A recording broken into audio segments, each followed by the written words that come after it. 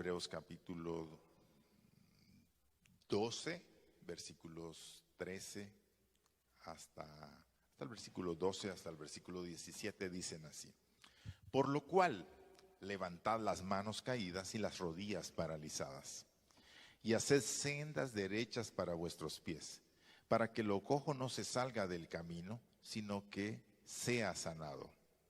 Seguid la paz con todos y la santidad, sin la cual nadie verá al Señor.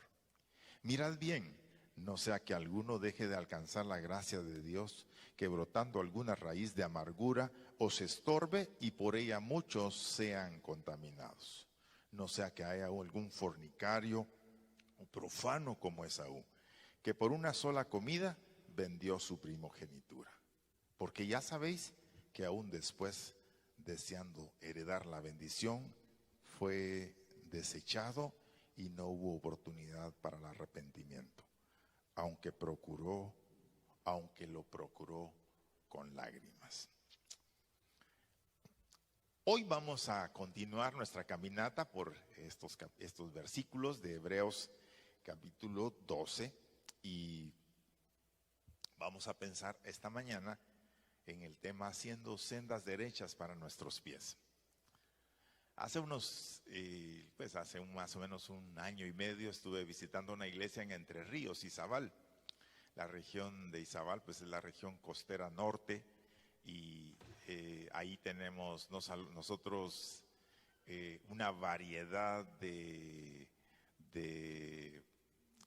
bosques y también el clima es caliente y rico. Pero bueno, a lo que quiero hacer alusión hoy es que me contaba un amigo que me encontré ahí, contándome algo de la historia, cómo fue que comenzaron a hacer los caminos. Me dice, mire, mi papá, me dice, ha vivido aquí en Entre Ríos por años y yo soy parte de esta comunidad en su totalidad, pero también una cosa interesante, me dice, cuando nosotros éramos niños, aquí no habían caminos. Estamos hablando que ahora hay una carretera, la carretera que une el sur con el norte y que nos lleva hasta Santo Tomás de Castilla. Y entonces dice que esa carretera, me dice, mi papá fue uno de los que estaban diseñando, básicamente los que diseñó o construyó la primer carretera que nosotros ahora transitamos aquí. Y le digo yo, ¿y cómo fue eso? Cuénteme. Entonces me dice que en el pasado, en ese tiempo, los ingenieros, como la montaña era tan densa y era complicado poder tirar líneas directas, nadie conocía, lo que hacían era que, digamos, proyectaban una parte del terreno y se iban con una mula.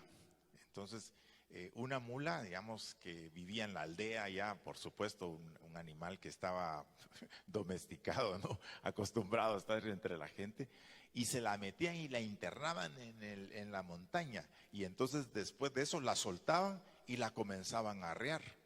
Y cuando la mula comenzaba a caminar, detrás de la mula iban los chapeadores haciendo la brecha, botando la maleza y botando los árboles que había para poder trazar el camino que iban ellos luego a trabajar.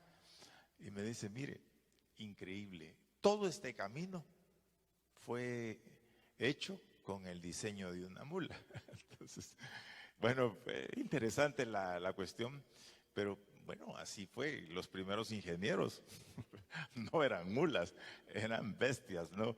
Que estaban ahí dirigiendo la temática. Eso hace muchos años. Yo digo que una década, una centuria por lo menos, ¿no? Porque estábamos hablando ya de un hombre como de 60 años. Hacer sendas derechas para nuestros pies. Bueno, ¿cómo es eso de que nosotros somos llamados a la parte de ordenar nuestras vidas? Y tiene usted que recordar, hermano, usted que ha estado caminando conmigo en estas meditaciones, tiene que recordarse que dice, puesto los ojos en Jesús, el autor y consumador de la fe, el cual por el gozo puesto de él, corrió la carrera. Entonces esta carrera es la carrera que Jesús caminó, es la carrera que Jesús trazó, que él mismo desarrolló en su propia vida. ¿Y de qué carrera está hablando? Bueno, no se trata solamente de ser cristiano, venir a la iglesia, pues toda esa parte es la que nosotros hacemos con el objetivo de hacer crecer nuestras vidas, de hacer entender el propósito de Dios y encaminarnos en la dirección que Dios tiene. Pero cuando hablamos de la carrera de Cristo, tenemos que ir a lo que él mismo dijo. Por ejemplo, en Juan 5:30 Jesús dijo: he venido a hacer la voluntad del que me envió, la del Padre.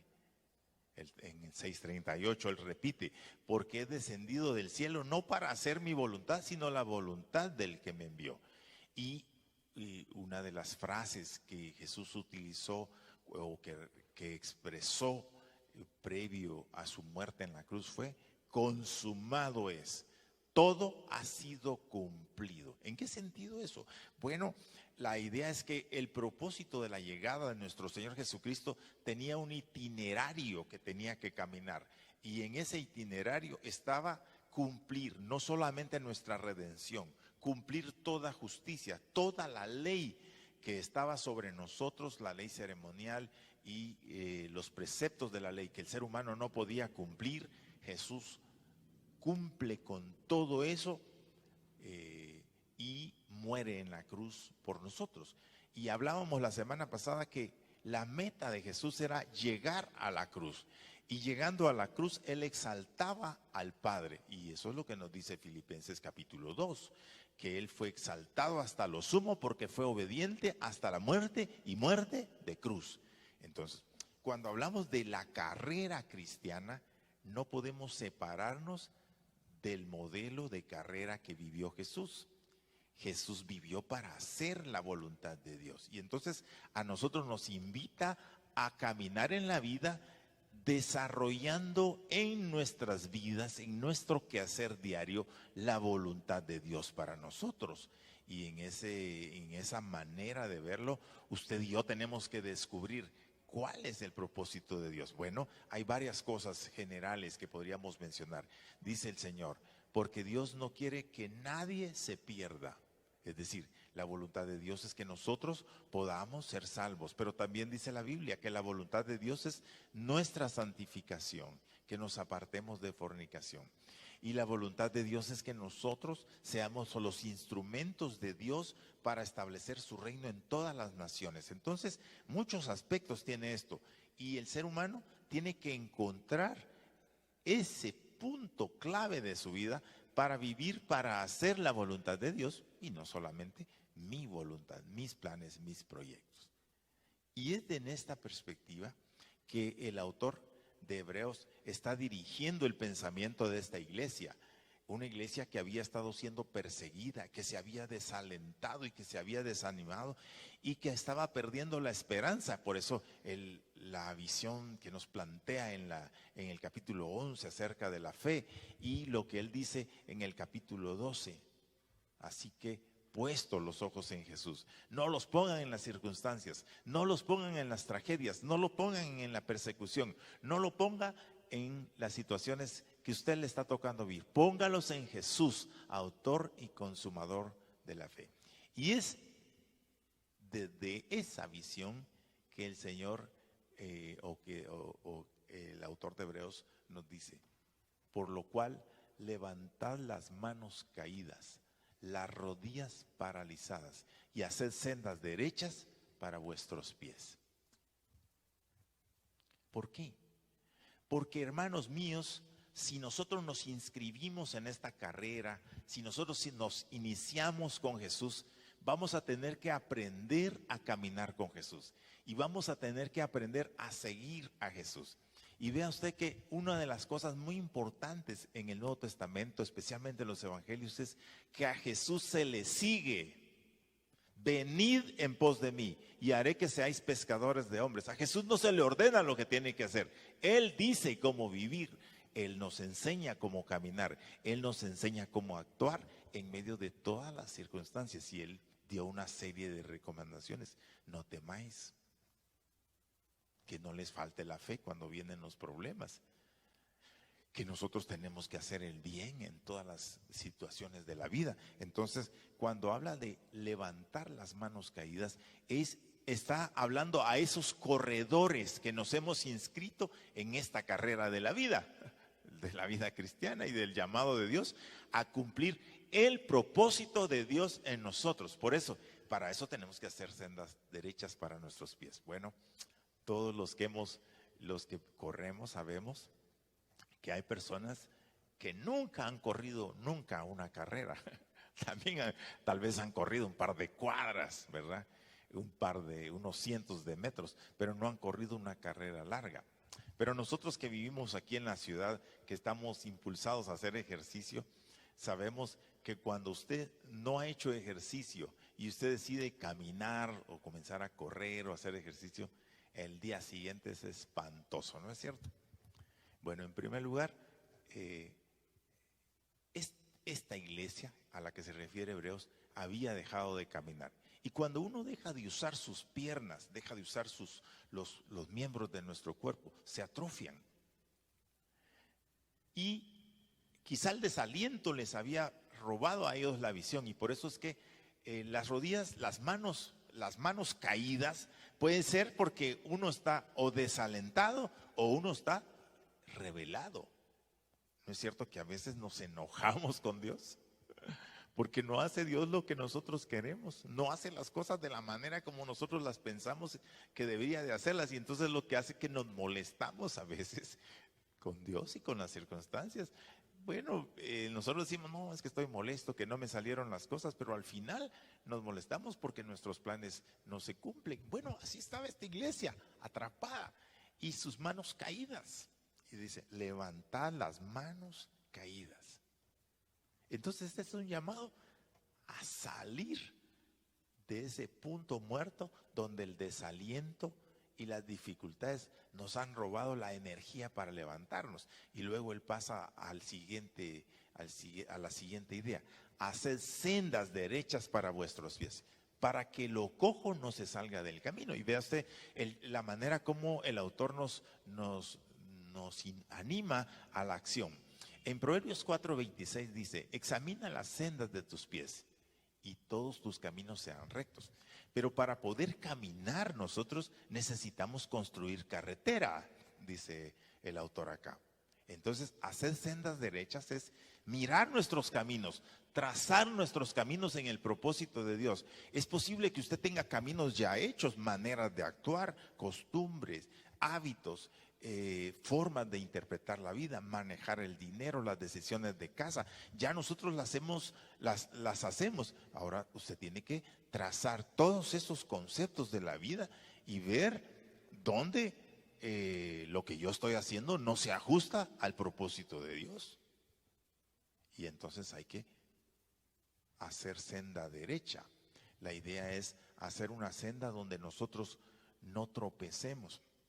Los que vivimos en el interior sabemos que hay caminos horribles, ¿verdad? Nosotros tenemos una finca en La Unión y ahí hay unas partes, hermanos, que cuando uno las toma, uno piensa que no va a subir. Entonces lo que han hecho los aldeanos y lo que ha hecho la municipalidad es que en unas vueltas y en unas cuestas que son de barro liso, un poquitito de agua y usted se va deslizado, ¿verdad?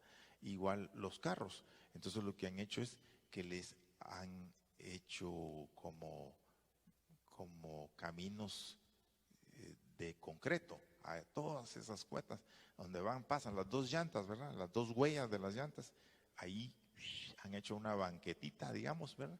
Y para que los carros puedan salir de esos puntos. Hacer sendas derechas es observar nuestra vida y ver qué no se ajusta a la voluntad y al propósito divino y trabajar para enderezarlos. ¿Por qué? Para que cuando usted pase, como que nada. Para que lo cojo no se salga del camino. Y vea usted el llamado.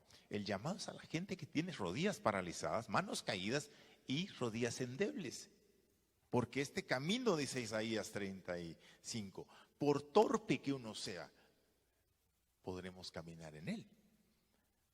Así que cuando estamos hablando de caminar en el propósito de Dios, es algo que es posible. Segundo, es algo en lo que hay que hacer ajustes tremendos en nuestras vidas. Y por supuesto no todos tenemos que quitarnos las mismas cosas. Mire, cuando Jesús llamó a las personas tuvieron diferentes retos. Usted se encuentra con el hombre, bueno, Jesús les dijo, vengan en pos de mí, yo haré que sean pescadores de hombres. Pero en este ir en pos de Jesús había que abandonar cosas. Al joven rico le dijo, mira, vos has sido obediente y eso está bien, pero una cosa te falta, vende todo lo que tienes y dalo a los pobres y ven y sígueme.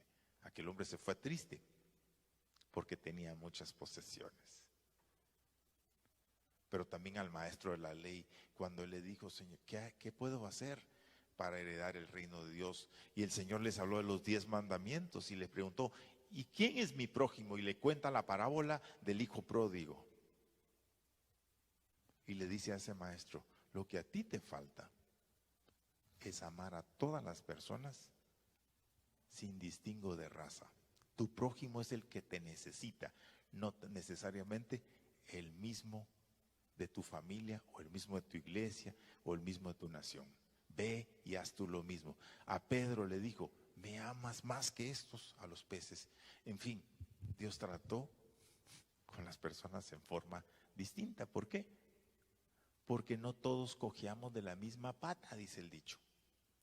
Entonces usted tiene que saber cuáles son sus problemas y dónde usted tiene que arreglar el camino, hermano, para que cuando usted pase por ahí, usted pueda caminar y usted pueda rodar normalmente.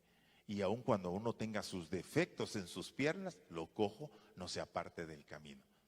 Levantad las manos caídas. Habla de esa decisión que nosotros tenemos de caminar con el Señor. Y entonces Él pasa a otra sección que también es práctica. Seguid la paz con todos y la santidad sin la cual nadie verá al Señor. Este caminar con Cristo, hermanos, no es que yo selecciono como voy al supermercado y selecciono lo que compro y lo que quiero. Decido cuándo ir y a qué supermercado ir. Y usted puede decir, bueno, yo sí puedo amar fácilmente a estas personas, a estas no. Y Él dice, seguid la paz con todos y la santidad sin la cual nadie verá al Señor. ¿Cómo se vive en este camino de Dios? Jesús no se peleó con nadie, hermanos. La gente se peleó con Él, pero Él no se peleó con nadie. Lo querían jalar, lo querían hacer rey. Él dijo, no, yo no he venido para eso. Lo querían que la misma Marta cuando lo invita, ven porque tu amigo se muere y está enfermo y se va a morir. No voy, digo, eso llegó hasta cuando él así lo quiso y llegó a resucitarlo. Bienaventurados los pacificadores, porque ellos serán llamados hijos de Dios, dice Mateo 5:9 en las bienaventuranzas. Y Santiago capítulo 4:1 dice, ¿de dónde vienen las guerras y los pleitos entre vosotros? ¿No es de vuestras pasiones las cuales combaten en vuestros miembros? Codiciáis y no tenéis, matáis y ardéis de envidia y no podéis alcanzar, combatís y lucháis, pero no tenéis lo que deseáis porque no pedís. Pedís y pedís mal para gastar en vuestros deleites. Sigue el paso. Así que la problemática, esa situación en donde yo tengo que vivir en esta carrera en paz con todos, no es una situación si quiero, es una demanda para caminar a caminar con Jesús. Así que el pacificador es aquella persona que en primer lugar reconoce que la paz con Dios domina su vida. Y no se puede tener paz con los demás cuando no se tiene paz con Dios. Así que buscar la paz tiene dos alternativas. No es la paz ausencia de conflictos, ni es la paz en la que nosotros pues solamente evitar guerras, pues sí, evitar desacuerdos. El pacificador es aquel que busca hacer la paz, tiene un compromiso con la paz y tiene un compromiso de vivir en paz. Obviamente, esto requiere estar en paz con Dios. La paz, shalom, de que hablaban los judíos, incluye por lo menos tres cosas. Tener paz con Dios. Tú tienes que estar reconciliado con el Señor. No puedes vivir a la deriva, no puedes vivir a espaldas del Señor, de sus mandamientos, de sus planes y de sus propósitos. Entonces la primera cosa que uno necesita para ser un pacificador es ponerte de frente con Dios. Frente a la cruz tienes que empezar. Donde tus pecados fueron perdonados, donde fueron pagados tus pecados, pero tienes que reconocer que tus pecados allí se quedaron. Así que tienes que hacer la paz con Dios. No puedes seguir evitando a Dios en tu vida. Número uno. Número dos, cuando tú estás reconciliado con Dios, tienes también que decidir vivir cara a cara con tu hermano, tu vecino. No puedes vivir a espaldas de él. No puedes vivir escondiéndote. No puedes vivir haciendo lo que le daña. Sino tienes que ponerte de acuerdo con tu adversario, dijo Jesús. Y vean, hermanos, el cristianismo es algo práctico. No es una idea que nosotros aprendemos de memoria. Es algo que se vive. El evangelio es vida. No es conceptos. No son ideas religiosas. Son acciones de vida que nosotros desarrollamos. Y entonces la paz con Dios implica que tienes que tomar decisiones, tienes que darte cuenta que tú misma o tú mismo tienes tus problemas por los cuales no puedes vivir en paz con los demás. Por eso la paz incluye la paz con Dios, la paz con uno mismo y la paz con mi prójimo. Necesitamos hacer. Y Jesús lo dijo en el Padre Nuestro. Y perdónanos como nosotros también perdonamos a los que nos ofenden. Bueno, ¿quién nos ofenda, hermanos y amigos? ¿Dónde no? Pero quien perdone es muy diferente. Quien busque el bien del otro, quien decida no tomar venganza, esa es la gente rara. Pues el Señor te manda a ser raro, a ser perdonador, la paz con todos. Y sabes bien, amado hermano y amado amigo, que me está sintonizando hoy, que hay personas que es fácil de amar, ¿no es cierto? Aún de perdonar. Hay personas con las que nosotros nos relacionamos todos los días, somos verdaderos amigos, tenemos una relación de intimidad, que cuando nos ofendemos nos perdonamos a la misma, ¿no? Pero no es cierto que hay personas que cuesta amarlas. Espero que usted no sea una de esas personas.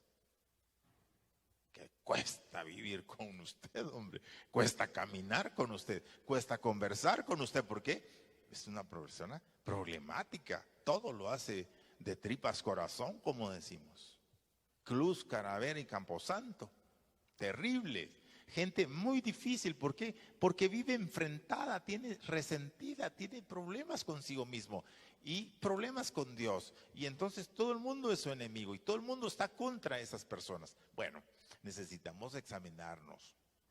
Hay personas que cuesta amarlas, hermanos. No lo merecen, hacen cosas que nos ofenden, planean hacernos daño, viven haciendo el mal. Y si usted le pueden quitar algo, se lo quitan. Ese tipo de personas también, dice el Señor, que incluye a todos. Y aquí creo que lo que Jesús está hablando es el desafío que tiene la iglesia de vivir un testimonio de paz en el mundo. En este mundo, hermanos, compulsivo, convulsivo, enfermo digamos, los males sociales que tenemos hoy. Usted sale en las mañanas y se da cuenta, la gente anda en problemada. Usted, un error hace usted en el tráfico y le sacan las generaciones, lo maltratan a uno. Gente anda estresada, difícil. Y entonces se necesitan pacificadores. seguid la paz con todos. Ahora, vivir en paz no es vivir en paz en el recinto del pueblo de Dios nada más, también incluye eso.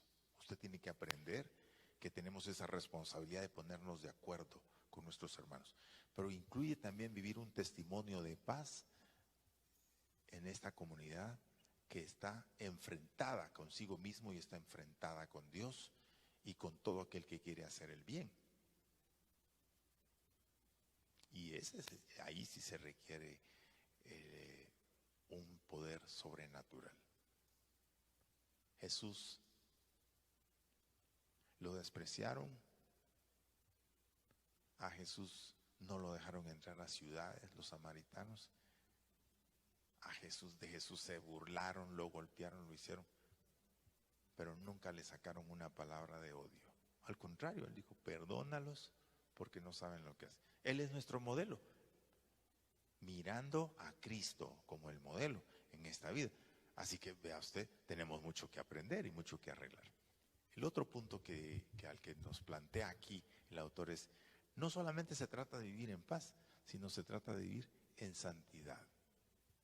La palabra para santidad, o el adjetivo que se utiliza aquí es agios. La raíz significa separación y diferencia. Dijo Jesús que estamos en el mundo, pero no somos del mundo. ¿Y en qué sentido explicamos esta idea nosotros bíblica, este principio bíblico? Es decir, nosotros estamos en este mundo perverso, hermanos, apartados de Dios, que se ha rebelado contra Dios, que vive enfermo por sus problemas personales y su separación del camino del Señor. Pero nosotros estamos viviendo en este mundo, en medio de todas estas circunstancias y de esta sociedad apartada del Señor, tenemos valores distintos. Y en ese sentido nosotros hemos sido separados, esa es la idea. La separación, la santidad, habla de que Jesús o que Dios es el totalmente otro, decía Barth, un ser diferente a su creación, que su creación se debe a Él. Pero la santidad de la que habla aquí es esa imitación del carácter del Señor que sigue sus leyes en la manera como nosotros vivimos en este mundo. Por lo menos la Biblia dice, en esto conocerán que son mis discípulos si tuvierais amor los unos con los otros. Así que, en primer lugar, está hablando de valores distintos en los que usted se maneja. Todo el mundo roba, usted no. Todo el mundo miente, usted no. Todo el mundo toma venganza, usted no. Pero es que a mí el que me la hace me la paga, usted no. ¿Por qué? Porque el Señor dijo, no tomarás venganza vosotros mismos. Entonces la santidad se expresa cuando usted tiene valores distintos en su vida, cuando hace su trabajo, cuando usted educa a sus hijos, cuando usted hace negocios con las personas. Usted tiene un sistema de valores que choca muchas veces, pero que explica que usted está separado de ese sistema perverso en donde la mentira y el engaño son parte de la esencia de ese mundo perverso que se aparta del Señor. Así que la paz con todos y la santidad. Y entonces él dice, sin la cual nadie verá al Señor.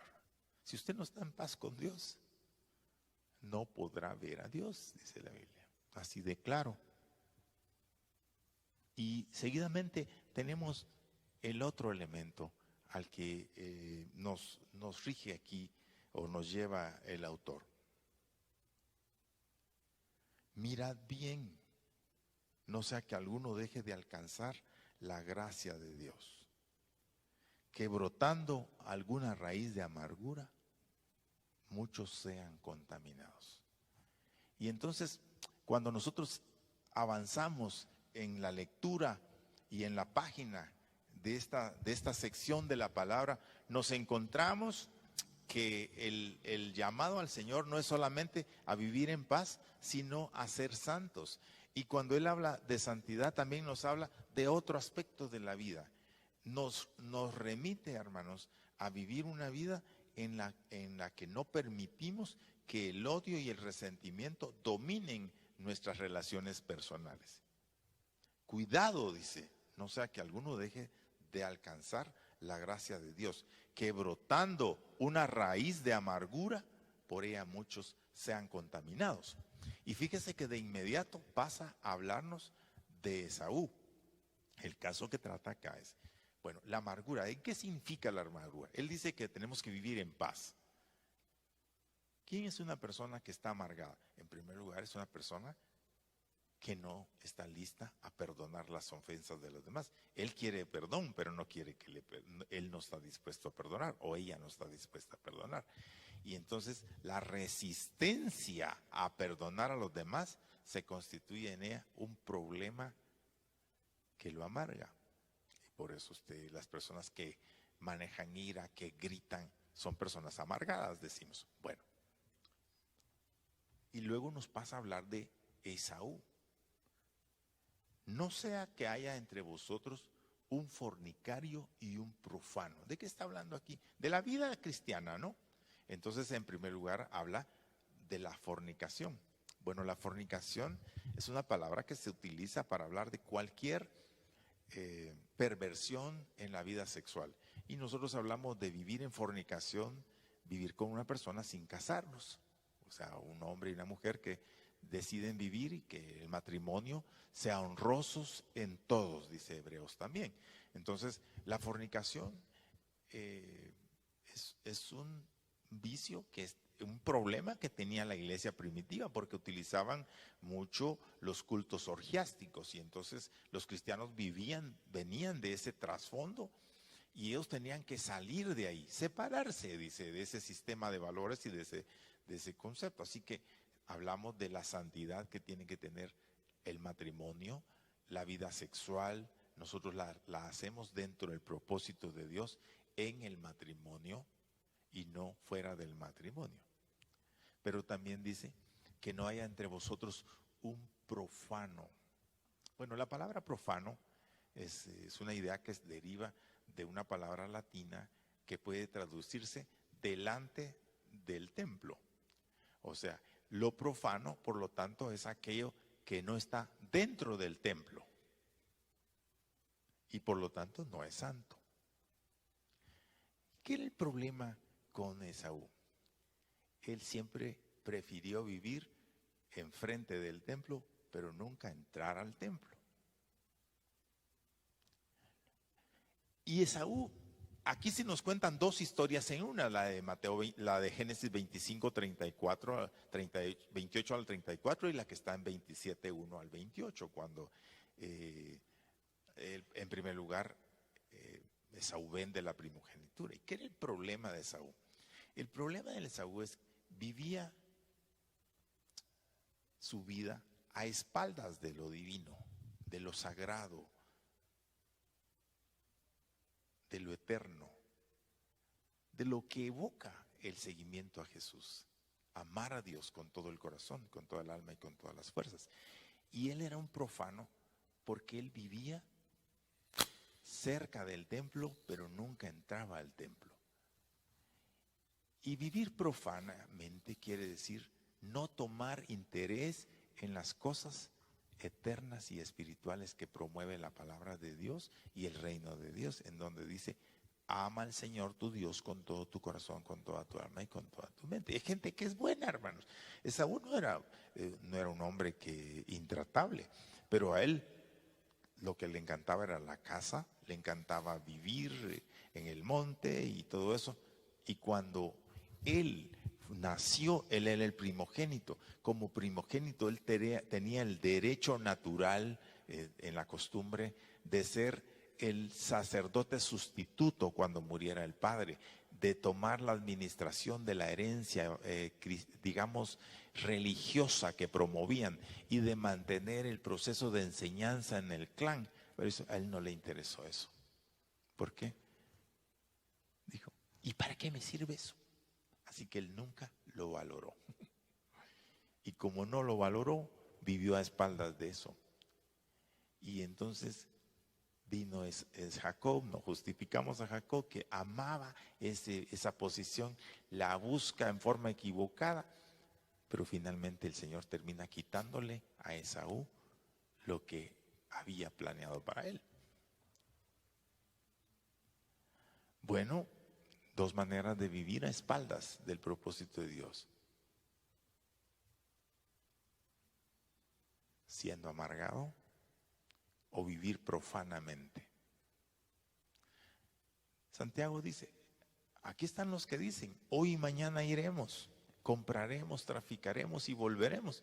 Cuando tú no sabes lo que traerá el día de mañana. No podemos vivir profanamente nada más. Tenemos que vivir entendidos de que nuestra vida depende de Dios y que Él cierra y nadie abre y que Él abre y nadie cierra y que en cualquier momento Dios puede decidir sobre las cosas nuestras y sobre nosotros. Y por eso es que vivimos en el entendimiento de seguirlo, de caminar con Él, de enderezar nuestras sendas. Llegó el día, hermanos, cuando Esaú quería la bendición. Y dice Hebreos, porque ya sabéis que aún después deseando heredar la bendición, fue desechado y no hubo oportunidad para arrepentimiento, aunque lo procuró con lágrimas. Llegó el día para recibir la bendición, pero la bendición había sido dada a otra persona. Y él lloró, procuró y no lo logró. Y hay cosas en esta vida que solo nos llegan una vez. Y si no las tomamos, las perdemos. Tenemos que aprovechar cuando tenemos la opción de ser buenos, de mejorar, de escoger el buen camino, de buscar la realización personal con Dios. ¿Por qué? Porque no siempre va a estar ahí dispuesta. En conclusión, todos nosotros, hermanos, tenemos un camino trazado en la vida, por costumbres, cultura, tenemos maneras de ser, maneras de actuar, maneras de evaluar, maneras de comportarnos en el mundo. Y ¿sabe qué? En cierta manera todos tenemos el anhelo de vivir de acuerdo al plan de Dios. Hay en el ser humano un anhelo, y Romanos lo dice, Romanos capítulo 7 dice, el querer el bien está en mí, pero no hacerlo. ¿Por qué? Porque no se trata de lo que tú puedes hacer, se trata de vivir en Cristo esta vida nueva. Y entonces la primera cosa que el apóstol Pablo o que el autor de Hebreos menciona aquí es, hay que levantar las manos caídas. ¿Qué quiere decir? Darte cuenta. Toma acción, hermano. No puedes vivir todo el tiempo en esa situación, ya sea porque te falten fuerzas o porque estabas molesto, o porque te frustraste. Bueno, levanta manos caídas. Segundo, haz sendas derechas para tus pies. Examina tus caminos. Y entonces mira los cambios que hay que hacer en esas veredas que has trazado. Cambios en la conducta, en lo económico, cambios en la manera como estás manejando las situaciones en tu casa, cómo tú te controlas en tu salud, la manera como has vivido físicamente. Bueno, haz cambios, dice la Biblia. Endereza, levanta las rodillas paralizadas, haz sendas derechas para tus pies. No se trata de lo que tú ves bueno, se trata de lo que Dios dice que es bueno. Me explico. Y en ese caminar no se trata de tu idea, se trata de la idea de Dios. Y en la medida que nosotros nos ajustemos a eso, ahí estamos ya caminando, para que lo cojo no se salga del camino. La paz con los demás no es una opción, es una condición para ver a Dios. Igual que la santidad, vivir en una vida entregada al Señor. Y por último, está lo que no tenemos que hacer. No permitamos que la amargura entre en nuestro corazón y que nosotros nos convirtamos en profanos. Esaú, pues sí, a la hora de hacer sacrificios, Esaú hacía sacrificios. Pero cuando usted le hablaba de la voluntad y los propósitos de Dios para él, él los rechazó. Y terminó perdiendo el diseño para su vida. Y eso es lo que pasa, ¿verdad? Los que perdemos somos nosotros. Después dice que lloró amargamente queriendo ser bendecido y dijo, no tienes más que una bendición, Padre. Dijo, tu hermano vino, cogió lo que era tuyo Él será bendecido y tú serás su servidor. Así pasa, hermanos. Llega el momento cuando nosotros nos arrepentimos de todas las cosas, pero puede ser que estás en un punto ahora todavía donde las cosas pueden cambiar, y eso es lo más importante. Sigue a Cristo. Por eso tienes que ver a Jesús, unirte a Él, amarrarte con Él y avanzar en la vida enfrente de todas las circunstancias.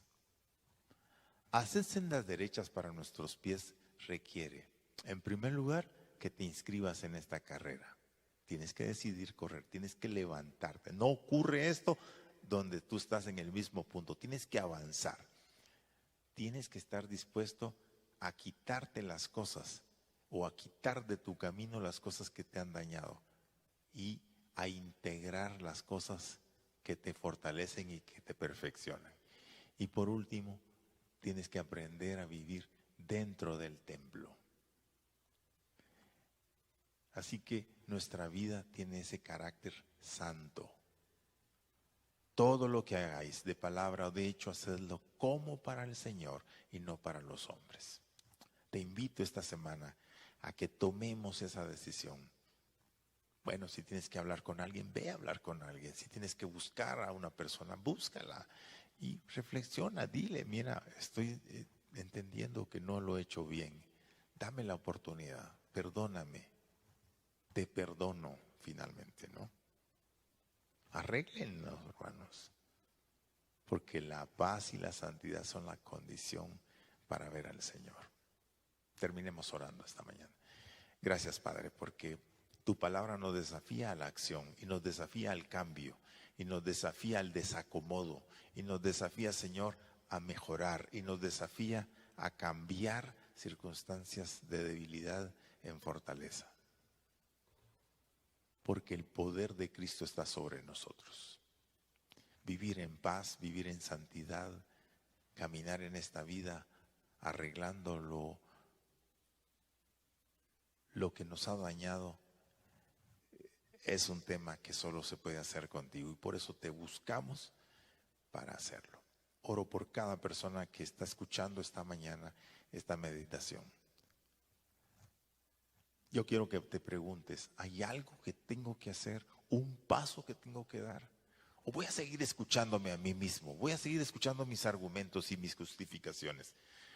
Cuando tengo la palabra que está sobre todas estas cosas y me impulsa a amar, a vivir en santidad y a enderezar lo torcido. Arregla lo torcido en mi vida, Señor, en la familia, en esta sociedad, Señor, que está perdida. Este mundo que vive a la deriva porque se ha alejado de ti. Vive enfrente del templo y no dentro del templo.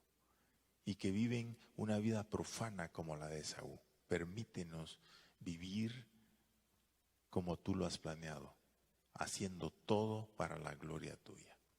Bendice a tu pueblo esta mañana, en el nombre de Jesús, nuestro Señor y Salvador. Amén. Amén. Te desafío a seguir leyendo el resto del libro de Hebreos, seguir meditando en él, seguir en contacto con nosotros y que el Señor te bendiga esta semana. Guarda su palabra, pero guárdate también de andar en lugares donde no te es conveniente, como para la salud, para tu vida personal. Dios te bendiga, estamos para servirte. Mándanos tus mensajes, ponte en contacto con nosotros y nosotros también estamos dispuestos a apoyar. La paz del Señor esté con nosotros este día.